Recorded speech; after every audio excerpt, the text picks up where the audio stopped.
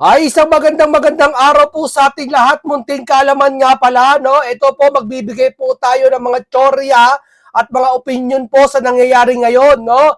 Alam naman natin sa kasalukuyan ngayon, wala na, hindi na pinag-uusapan kung nasan si Toby, si Saldico, no? Ngayon, ibinunyag po ni Toby Chanko batay sa kanyang opinion, no? At kung aalamin natin kung may katotohanan to, no? Pero matanong ko nga lang, no? Bakit nga pala si Saldi Coed nanahimik? Di ba? Hindi ba kayo tataka? Isang buwan na siyang nanahimik. Yung last upload niya, tignan nyo sa kanyang Facebook, official blue check, ha? Hindi na siya nag-upload. Alam naman natin kamakailan nagkaroon sila ng deal umano, allegedly. Ni President daw, sabi ni BBM, di ba? Daw si BBM and si Saldico nakikipagpalitan ng deal. Alin yon? Yung sinasabing hindi na siya magpo-post ng kung anong bagay basta hindi siya uhulihin o hindi kakansela pala ang passport niya. No? Dito at lumalabas ang mga tsore ng karamihan niya na sa nanahimik si Saldico, ibig sabihin yung bang pagpapalabas na sinasabi na si Saldico ay kinansela ang passport, maaaring totoo. Pero gaano kaseryoso ang ginagawa nilang pagtugis kay Saldico? Hindi kaya ito ay palabas lang sa atin? Tanong ko lang hindi kaya ito ay isang pakulo lang para masabi, may ginagawa kami, masatisfy yung mga grad kay Saldi, no? Kasi ganito kasimple yan Kung walang kasalanan si Saldi, kung walang guilty sa isa't isa, ito ay pilit natin tutugisin. No, talagang hindi naman siguro ito yung parang 'di ba, isipin mo si Tebes niya, 'di ba? At talagang update sila kung nasaan, 'di ba? Sila Alice Guo, 'di ba? Eto nakapagtataka, 'di ba? Kumbaga parang sa usapan na tabunan na, 'di ba? Ngayon, anong pinaka-punto natin mga kaibigan? Anong pinaka-point natin kay Saldico? Bakit biglang nanahimik?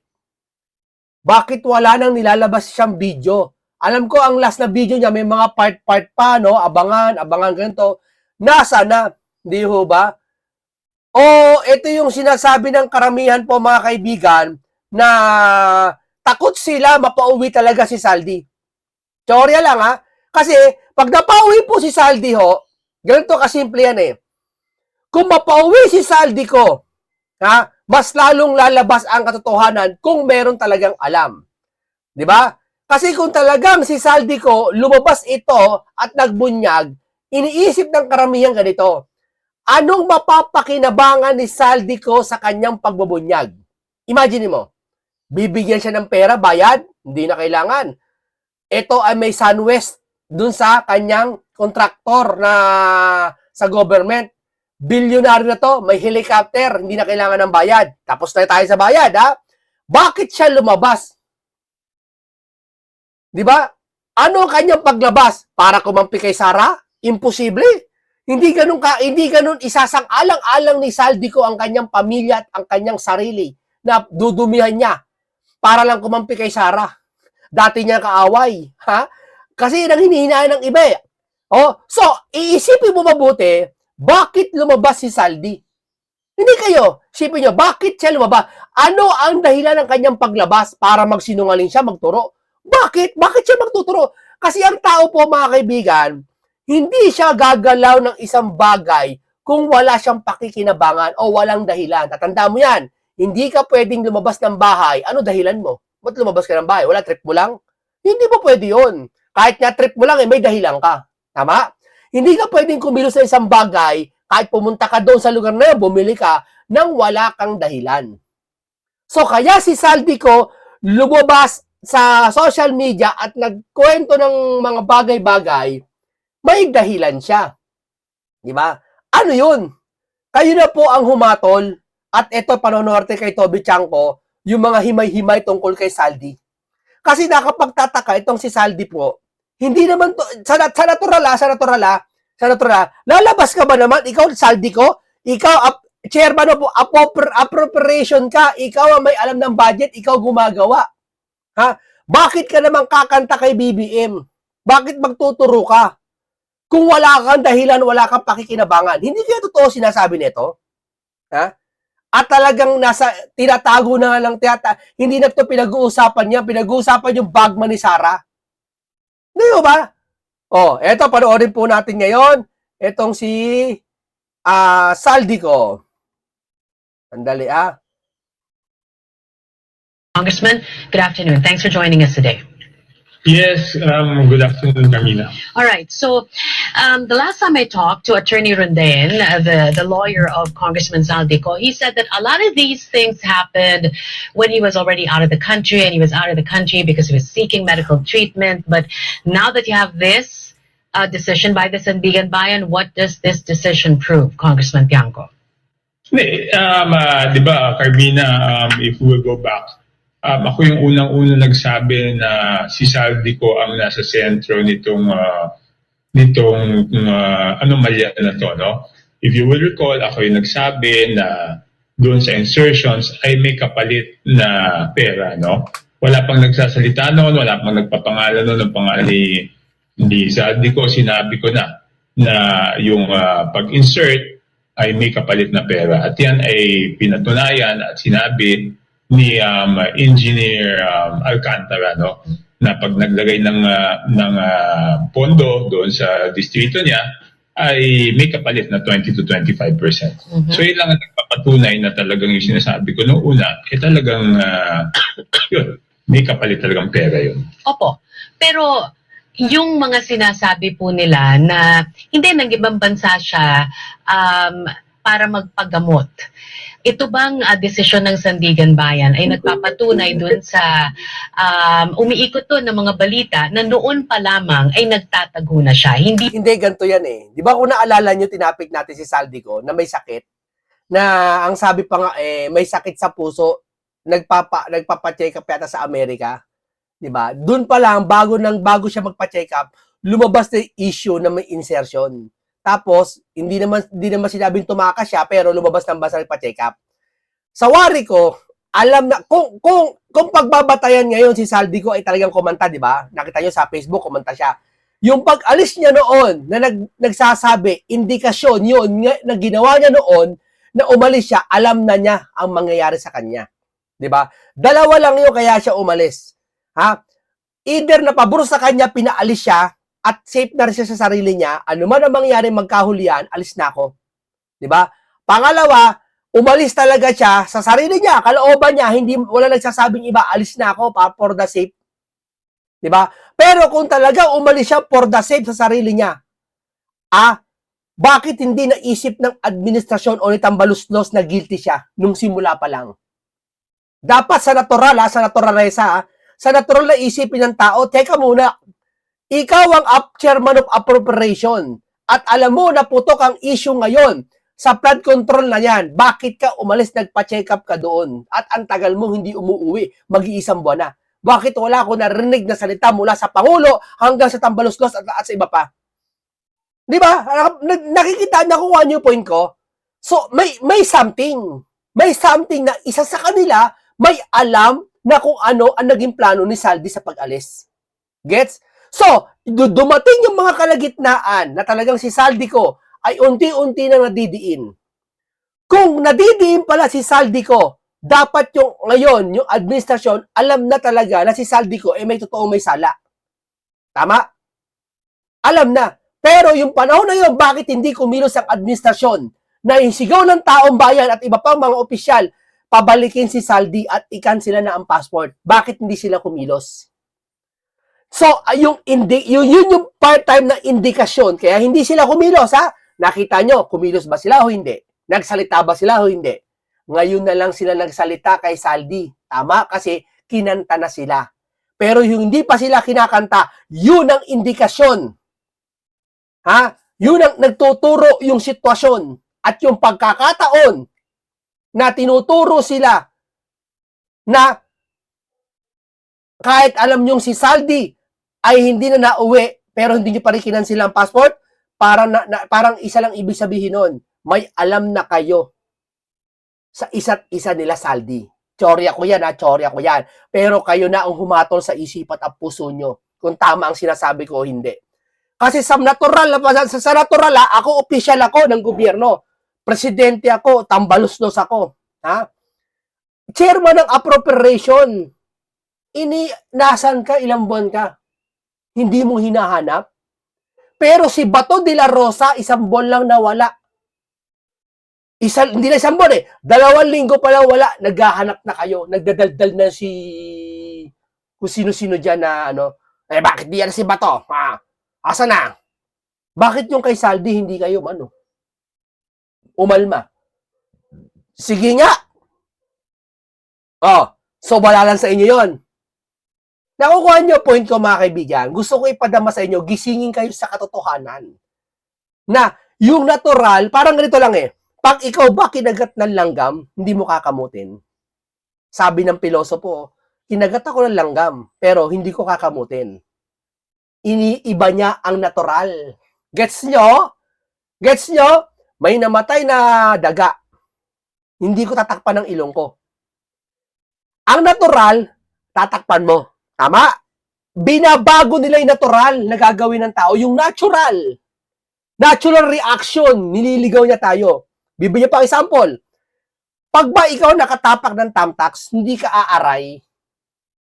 Pero sasabihin ng isang taong nang tatakip, ay hindi, pag nakatapak ko ng tamtax, hindi ako aaray. Binabago mo yung natural. Ano ba yung natural? Pag nakaapak ka ng tamtax, aaray ka. Pag naipit ka ng pinto, masasaktan ka. Natural yun natural. Ano ibig kong sabihin? Kapag hindi umuwi si Saldi yung mga panahon na yon, ang natural, maghahanap ka. Pero ba't di kayo naghanap? May something, di ba? Tama, mali. Kaya dito, yung tanong ngayon dito, kung babalikan natin to, umpisa pa lang, tsorya ko, alam na nila lahat ito. So, kung sa madaling salita, kung alam lahat ng ito na si Saldi ko ay pag-alis, isa lang ibig sabihin, one word lang, tsorya ko, guilty lahat. Tama, mali. Siya nagpapagamot pero nagtatago na siya. Kung nagpagamot man siya noon o hindi natin alam, no? But what I'm saying is that paiba-iba yung kwento, di ba? Nung una, sabi nagpagamot, tapos uuwi naman daw, di ba? Nung unang sumulat siya kay Speaker Bogie D, sabi niya, harapin niya lahat ng paratang sa kanya at siya ay uuwi. Pero nung one day before matapos, yung travel clearance niya, ang ginawa niya is nag-resign. Ibig sabihin, ayaw niyang humarap doon sa Ethics Committee ng House, no? Then, ang unang pronouncement nila is pag may kaso, haharapin niya yung mga kaso. Pero ano nangyari? Instead na... Tingnan mo anong sabi niya? Di ba si Saldi ko naalala nyo? Imahimahin ko ulit kung may kaso, haharapin ko. Di ba sinabi niya kay Bogie Diata na may nagpapagamot lang siya, etc. Kung may kaso, harapin ko yan, kakaanuin ko. Ibig sabihin, totoo yung sinabi ni Saldi ko na yon. Pero, kung mapapansin mo, batay nga sa nangyayari ngayon, hindi kaya yung sinasabi ni Saldi ko na yan, manipulasyon? O planado? Ito sabihin mo. May nagtuturo, ika nga. Ito sabihin mo kung papagamot ka. Tapos biglang kalaunan, kumanta siya. Eto, tinuruan lang ako, wag ako umuwi, etc. Nagturo ng mga insertion, sino dineliver yung bag, na maleta, kay ganito, kay ganyan. Kayo humatol. Harapin yung mga kaso, gumawa sila ng panibagong excuse na may threat sa kanyang buhay, no? May security threat, no? So ito lang yung nagpapatunay nung sinasabi ko dati na talagang wala siyang balak bumalik o may... Yun, di ba? Lumabas. Para sabi ko lang wala siyang balak sa kahit ano pa mang dahilan. Wala siyang balak bumalik. Kung pinaalis man siya o siya kusang umalis, wala siyang balak bumalik. Yung pagkakataon na umalis na siya. Sa madaling salita, alam nila ang lahat ng ito. Tsorya ko lang yan, huwag yung paniniwalaan. Pipigil sa kanyang bumalik dito sa ating bansa. Naniniwala ho ba kayo dun sa, because I I think I asked you this as well. Who stands to Mhm. benefit? Who stands to benefit if he doesn't return? And you said a name. You said that it's Yes, Martin Romualdez. correct. Romualdez. So, Yeah, so in a because- way, naniniwala ho ba kayo dun sa sinabi ni Congressman Zaldico na si Martin Romualdez ang nagsasabi sa kanyang wag umuwi? Ay, hindi ko alam, no, Carmina, kung ayaw niyang umuwi or pinipigilan siya ni Martin Romualdez umuwi. Pwedeng, dalawa kasi pwedeng posibilidad dyan, di ba? Number one, ayaw niyang umuwi dahil nag-worry siya na pag sinabi niya na si Martin Romualdez ang mastermind, baka doon siya natatakot, hindi niya kayang sabihin yun, no? Number two, baka naman ayaw siyang pauwiin ni Martin Romualdez dahil natatakot si Martin Romualdez na ikakanta siya ni Saldico. Para sa akin, Chorya, parehas. Di ba sabi ko nga sa inyo, natural tayo. Huwag tayong magliligaw sa malalim. Pag ba ikaw binusinahan ng malaking truck, magugulat ka o hindi? Sa natural, magugulat ka. Pag ba ikaw ay nagugutom, maghahanap ka ng pagkain, of course, natural eh. Yung nangyayari ngayon, natural. Hindi ito na parang malalim, hindi. Natural. Diba? Huwag mong palalalimin, naliligaw tayo eh. Maliligaw ka pag pinalalim mo eh. Natural lang nangyayari lahat ngayon. Diba? Oh, sa tingin mo, congressman ka, nagpakahirap kang tumakbo sa party list mo, na ako Bicol yata, no? Nagpakahirap kayo mangampanya.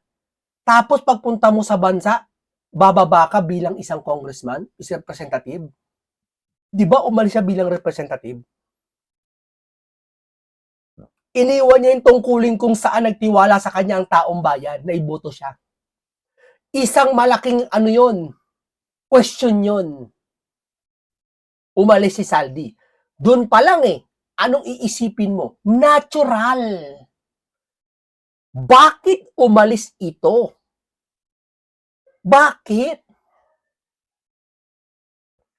Isipin mo bakit? Pinababa ba siya? O para mawala siyang tungkulin sa Pilipinas, doon na siya, pre na siya doon? Isa lang ibig sabihin, natural. Ha? Wala ka ng obligasyon sa Pilipinas at hindi ka na babalik dito. Tanong, natural ulit. Bakit hindi ka na babalik? Anong meron? May sakit ka ba? Ay, hindi Maraming may sakit na cancer o iba pa na nagpapagamot sa ibang bansa pero gustong-gusto pa rin umuwi sa Pilipinas sa bayan na sinilangan. Tama? Pero bakit hindi siya uuwi? Bakit iniwan niya tungkulin niya? At doon na siya pumunta. Sa simula pa lang. Wala pa to, hindi pa siya kumakanta tong yung natural Bakit gusto siya umuwi? Ando na makikita yung may plano. Ibig sabihin, one word lang. Guilty. Tama? Chorya lang yan, Chorya lang yan. No? So, kasi imposible nga mangyari yan kung hindi alam ng speaker, no? Kaya even si Ombudsman Boying Remulla, sabi niya, O di ba, speaker ka, appropriation ka, sino ba boss mo? All of a sudden, umalis si Saldi, walang contact si Romualdez sa kanya, telepono. Samantala may mga video sila na close sila ni Saldi. Saka teka muna, hindi mo pwede hindi sila maging close. Yun nga sa opisina mo, di ba? Hindi mo naman katrabaho yung gwardiya mo, tama. Pero ka-close mo yung gwardiya mo. Correct? Yung opisina mo na sa kabilang building, pero yung kabilang building yung gwardiya, close mo. Correct? Kasi doon kayo, isang company lang kayo. Lalo pa kaya appropriation sa kay speaker, magkausap pa sa telepono kung tutuusin. O lapasadin, hindi na kilala ni Romualdez si Saldi. Yung hindi to bumabalik, hindi lamang tumatawag si Tambaluslos. Ba't di ka pa nauwi? Ano meron? Tapos tahimik si Tambaluslos. Natural ulit, natural. Sa natural ba, may ganon? Kayo sumagot. di ba, at the very least, ang pinakamahinang kaso kay Martin Romualdez is grave, inexcusable negligence. Kasi ang sabi nga niya, na kahit ang Committee on Appropriations Chairman ay binoto sa plenaryo, hindi mangyayari yan kung hindi yan ay speaker's choice, no? So maliwanag yun, no? So kung sino sa kanila ang nagsasabi ng totoo, hindi ko alam kung si Martin Romualdez ba ang ayaw magpauwi sa kanya o ayaw lang niya umuwi, hindi natin alam yun, no? Pero one thing is for sure, na iniiwasan nila yung pag-uwi, di ba?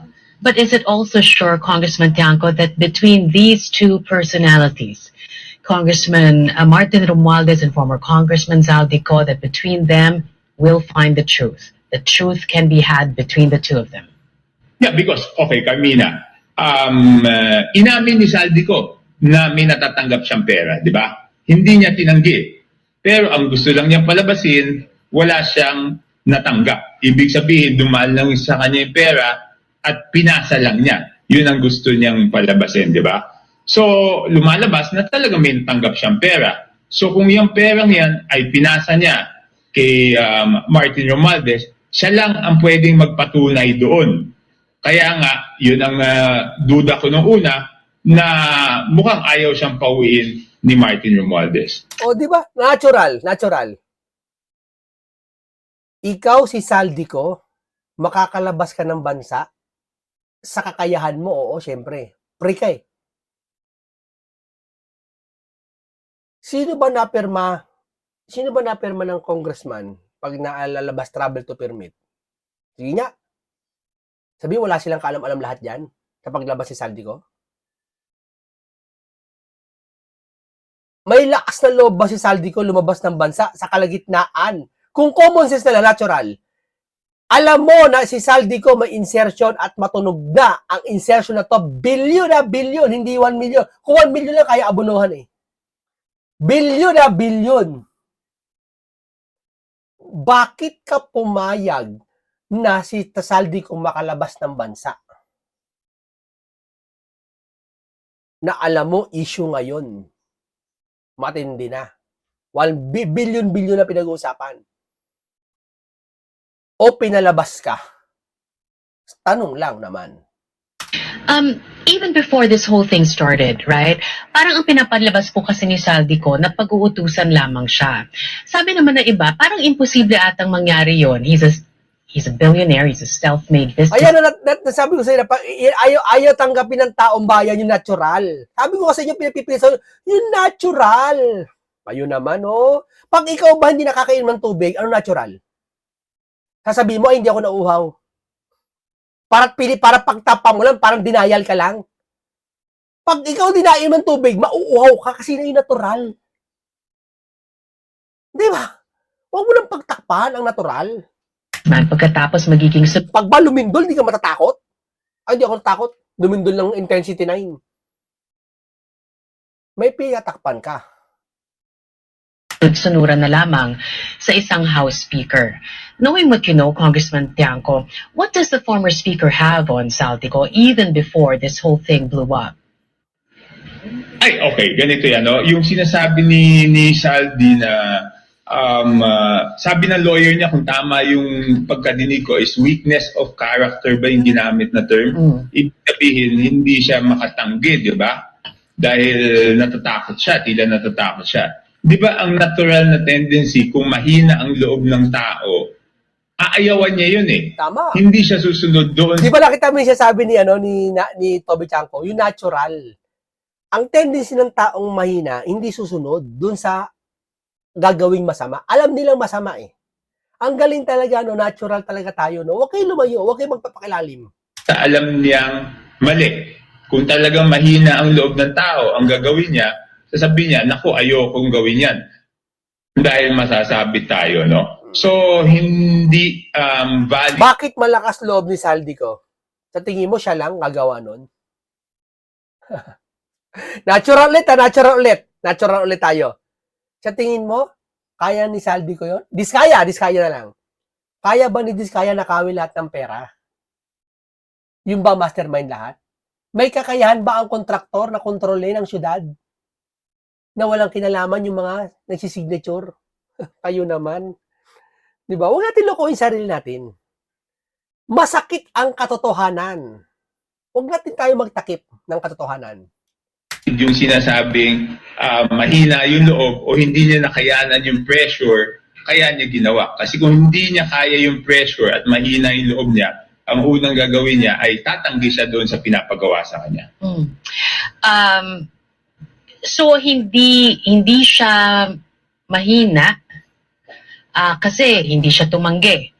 So what does the former speaker have on him? Hindi siya mahina, hindi siya tumanggi. So, ibig sabihin, ang isang mahina, sir, lumalakas ang loob kapag binakapan. Totoo? Ako, mahiyain ako. O, halika, ako bahala sa'yo. Ako bahala sa'yo. Lalakas loob mo. Sa tingin mo, si Saldico, siya lang ba ang mastermind? Tulad ng sinasabi nila, siya lahat? Makakagawa ba naman si Saldico ng ganyang kabigat? Kung walang ibang kasama siya? Ay, naku po. That he was just willing to do whatever the speaker told him to do, as he claims. Hindi, ibig sabihin lang doon, Carmina, meron siyang natatanggap na kapalit, di ba? Hindi logical na gagawin may isang bagay na ganyan, napakalaking pera. Sabi niya, 52 billion, di ba? Grabe yun. Papayag ka ba na... Alam mo ba, 1 billion, gano'ng karami? Ha? Hindi kayang punuin yung, baka yung kwarto mo, kalahati nito, mapupuno. 1, 2, 3, 4, hindi, baka punong-puno itong buong kwarto mo. Naman, 1 billion lang yun, ha? Sa'yo dadaan yung 52 billion na wala ka namang matatanggap o hindi ka papartihan. Hindi logical yun eh, di ba? Paulit-ulit kong sinasabi. Ang pinagnakawan nyo dito is gobyerno ng Pilipinas, di ba? Taong bayan ng Pilipinas. So alam mo na pag lumabas yan, hahabulin kayo ng buong otoridad ng Pilipinas, no? So bakit ka naman papayag na gawin yun? Sabi ko nga, kung mag-hold up ng bangko, sasama ka ba? Kung hindi ka naman papartihan, no? So kahit anong krimen, wag nang pag-hold up ng bangko, kahit anong krimen, siyempre lahat yun ng involved doon ay papartihan po sila. Congressman, yung naglipa na bigla yung mga tinatawag na contractors dyan po sa House of Representatives, ano po ang alam nyo dito? May kinalaman ba ang liderato dito? Kaya naglipa na sila? You mean yung mga nanalong mga contractors? Mm-hmm. No. I think ang ito ang hula ko, no? Ito yung hula ko. Siguro Ako din, hula ko lahat yun. Mula sa umpisa, hula ko lang lahat yun. Hula ko lang lahat yun. yung iba, mga contractor, nakita nila na yung mga contractor, malaki ang kinikita, ang ginawa nila, naging contractor sila. Siguro naman yung ibang mga contractor na ayaw nang dumaan dun sa mga congressman, kala nila makakameno sila pag sila ay naging congressman. Pero dun sa sistema ni Congressman Saldico, when I came back in the 19th Congress, walang pinagkaiba yung contractor doon sa congressman eh. Dahil kahit contractor na hindi congressman, kung willing magbayad ng 20%, ay nakakakuha ng proyekto. So, yun ang nangyari nung pagbalik ko nung 19th Congress. Let's talk about the IPC. Which never happened, Carmina. Nandiyan ako 15, 16, 17 Congress. Walang bentahan ng proyekto doon. Totoong may pondo ang speaker na pinapamigay, pero yun based doon sa political value, di ba? Kung sa tingin ng speaker, ikaw ay nakakatulong doon sa mga kinakailangang batas, o kung ikaw ay malakas sa speaker, malakas ka sa administrasyon, malaki na kukuha mong extra.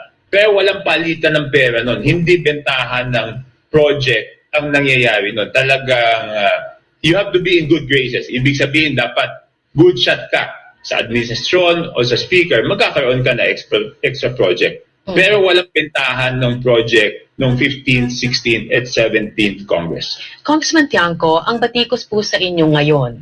Ito kasi talagang si Tiangco, binubunyag niya lahat to eh. Binunyag niya lahat to. Congressman to, kaya alam niya to. Matagal na congressman to, representative. Kaya binubunyag niya to sa pagkakataong ito na kung bakit si Saldico, parang tila lahat ito, ang essence na to, ng usapan dito, bakit tumahimik si Saldico? Yun ang pinakamalaking tanong ngayon eh, bakit tumahimik si Saldico? Sa kalagitnaan ng ingay. Kumbaga ka sa isang gera, bakit nag-ceasefire? O, tanongin ko kayo, Kahit anong galit ng mga tauhan, sundalo o ng rebelde, isa sa mga dahilan, bakit nagsi-ceasefire? Tanungin ko kayo. Bakit? Kayo sumagot, bakit? Ako gusto nyo sagutin ko? Nagkasundo yung dalawang commander ng rebelde, pati dito, nag-usap. Hindi sa Pilipinas, sa ibang bansa, nangyayari din yun. Ceasefire muna tayo. Okay. Magbabaril na, magkatapat na, pero hindi nagkatuluyan. Kasi ceasefire.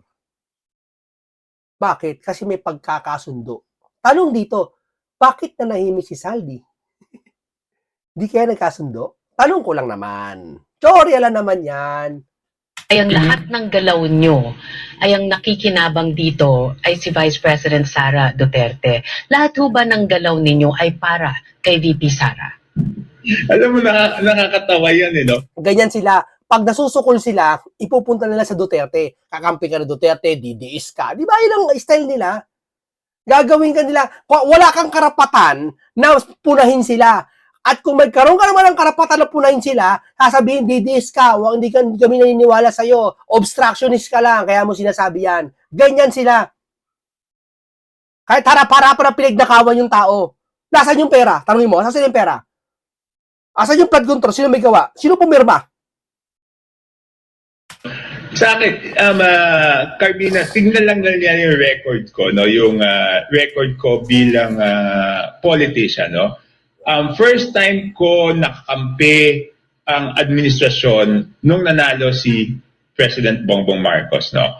From 2001 to 2010, presidente nun si GMA, opposition po ako. 2010 to 2016, presidente po si Pinoy, opposition din ako. 2016 to 2022, presidente si Duterte, hindi po ako bumoto kay Duterte, hindi ako lumipat ng partido, no? I will make it clear, Carmina, no? Never ako lumipat ng partido, no? Yung mga nagbabati ko sa akin sa Kongreso, sila yung dating kapartido ni GMA, tapos nung nanalo si Pinoy, lumipat sa partido ni Pinoy, tapos nung nanalo si Duterte, lumipat naman sila sa partido ni Duterte. Ako, never ako lumipat sa kahit anong partido. Hindi ako sumama sa partido ni GMA, hindi ako sumama sa partido ni Pinoy, hindi ako sumama sa partido ni Duterte, no? Okay. And I'll put this on record, no? Noong popularity ni Pinoy noon, ako'y nag-testify for CJ Corona, di ba? Correct. So, I will not take the popular path. Kung ano yung tama, yun ang gagawin ko. Di ba?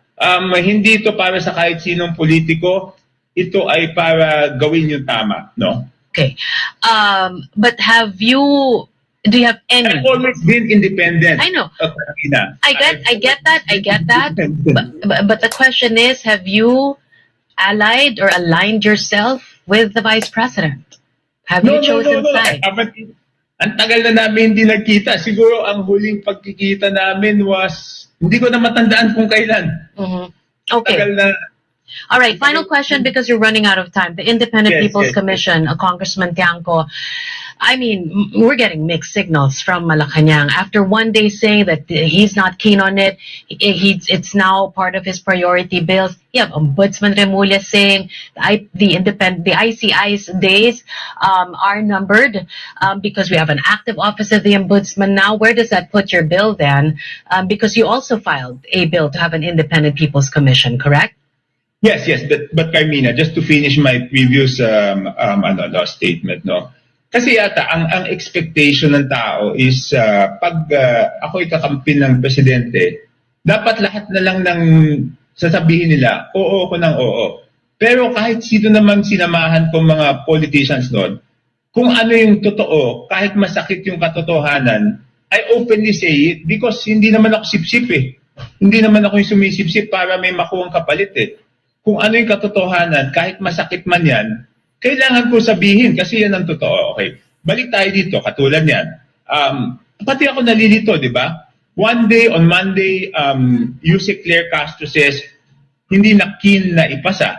Tapos, the next day, Tuesday, sa LEDAC, sasabihin na ito ay isang LEDAC priority.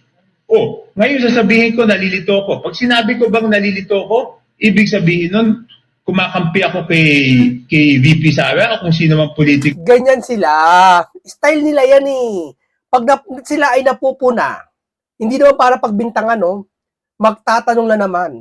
Kasi yung mga tao po, yung inala po ng ibang tao, hindi lang po ako, si Toby, lahat po. Maghihinala po sa nangyayari ngayon eh. Sa flood control budget na yan eh. Sa flood insertion na yan eh.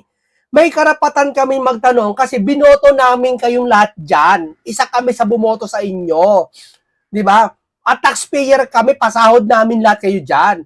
May karapatan ang taong bayan magduda.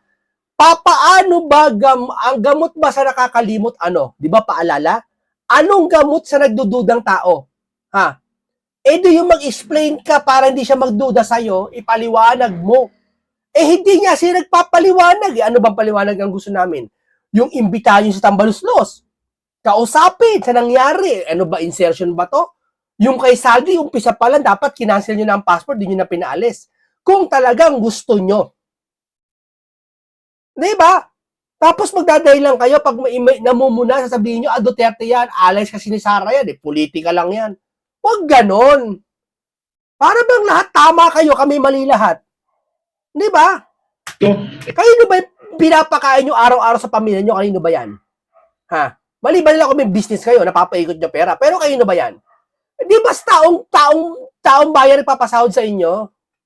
totoo namang nalilito ako, bakit ganon? Tsaka ang isa pang nakakapagtaka niyan, Carmina, was noong break, ang senyales is madaliin namin. That's why nag-file ako ng bill, tapos minadali talaga yan. November 10, pagbalik namin, nagkaroon ng hearing.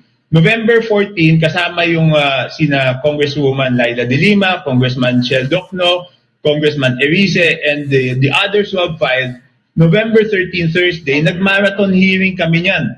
From 1 p.m. to 6 p.m., tinapos namin yung substitute bill. Okay? Tapos, from November 13, hindi na siya gumalaw. So talagang mixed signal. So pag binatikos ko ba yung administrasyon kung bakit ganyan, does it mean kalaban ako? O pinaglalaban ko yung tama? Di ba? Wala, ayaw nila niyan. All right. So, kung kayo po ang tatanungin, I mean, you handle the campaign in the midterm elections. Okay, hanggang dito lang po muna tayo, no? Hindi porket ikaw na muna, tatandaan nyo, may karapatan kayong mamuna lahat sa isa't isa kasi official kayo ng gobyerno. Magpapuna kayo. Huwag kayo pag pinupuna kayo, para akala nyo perfecto kayo. Ay, hindi na. Di ba si Auntie Claire ayaw mapuna? Lahat may sagot siya. Kailan ba namin makikita sa inyo ang pagpapakumbaba? Huwag na kayo mag-sorry sa amin. Magpakumbaba na lang kayo. Ano yon? Sa pamamagitan ng ano? Yung mapayag kayo na mapuna kayo. Di ba? Okay, lahat ng ito ay hula, tsorya lang. Paalam sa inyong lahat.